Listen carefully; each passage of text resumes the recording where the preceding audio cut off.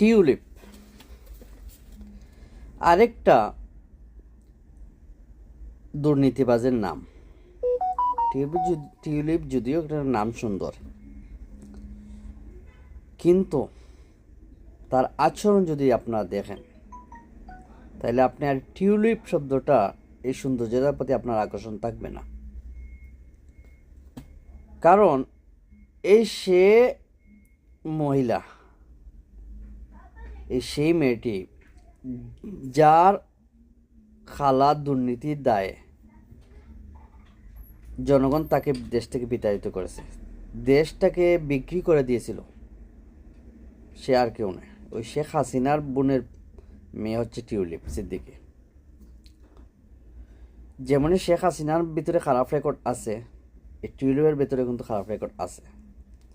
এটা তো আমরা জানি যে টিউলিপ ইহুদি একটি ছেলেকে বিয়ে করেছে, কিন্তু এটার পাশাপাশি আমাদের তো শফিকুর রহমান, জামাত ইসলামীর আমির জনাব শফিকুর রহমান স্যার, উনিও বলেছেন যে শেখ পরিবারের সম্পর্ক বাংলাদেশের সাথে নাই, কারণ বাংলাদেশের সাথে তারা কোনো পারিবারিক সম্পর্ক, আত্মীয় সম্পর্ক তারা করতে পারেনি।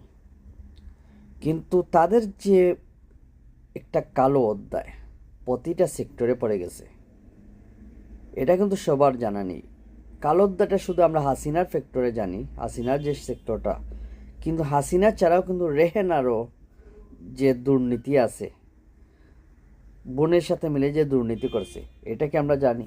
অবশ্যই সবাই জানে না, কারণ এরকম মনে করতেছে হাসিনা তো খারাপ হলেও রেহেনা তো অনেক ভালো, তো খারাপ না হবে। কিন্তু আপনারা কি জানেন, এদের প্রতিটা রক্ত, এই রক্ত যতটা শরীরে ঢুকছে, এরা একটাও কিন্তু ভালো না। এরা যে জঘন্য, মেজর ডালিম সে নিজে বলে গেছে যে উনি আবারও বলছেন, ওই হত্যাকাণ্ডের পরেও বলছেন, এবং এখনও কয়েকদিন আগে যে লাইভে আসছে, এই মেজর ডালিমে কিন্তু বলছেন যে আমি শেখ পরিবারের সবাইকে হত্যা করেছি, কিন্তু দুজনকে বাঁচিয়ে রাখছি এই জন্য, যাতে জাতি বুঝতে পারে যে এরা কত জঘন্য। তাহারে হারে আমাদের বাঙালি জাতি টের পাচ্ছে, আমাদের বাঙালি জাতি আমি বলবো না, বাংলাদেশি মানুষেরা। তো এই বাংলাদেশি মানুষেরা হারে হারে টের পাচ্ছে।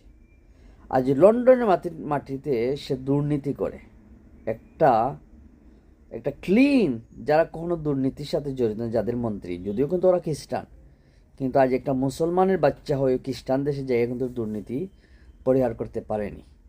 আমাদের দেশের জন্য একটা লজ্জা।